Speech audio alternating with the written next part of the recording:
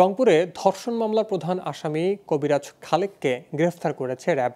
বৃহস্পতিবার রাতে র্যাব ১৩-এর অধিনায়ক মেজর এইচ.এম. ওমর ফারুক জানান, গঙ্গাচড়ায় গৃহবধূকে ধর্ষণের চাঞ্চল্যকর মামলার প্রধান আসামি খালেক কবিরাজকে শ্যামপুর থেকে গ্রেফতার করেছে র্যাব।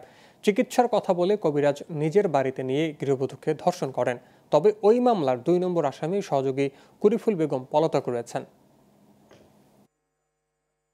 রাত একটু গভীর হলে আমাদের অভিযুক্ত আব্দুল খালেক কবিরাজ আমাদের মানসিক প্রতিবন্ধী ভিকটিম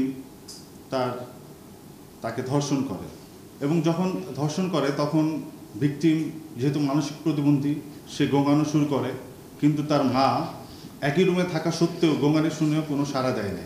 র্যাব বিষয়টি জানার পরে আজকে আমাদের একটি আভিযানিক দল গ্রেফতার করতে সক্ষম হন।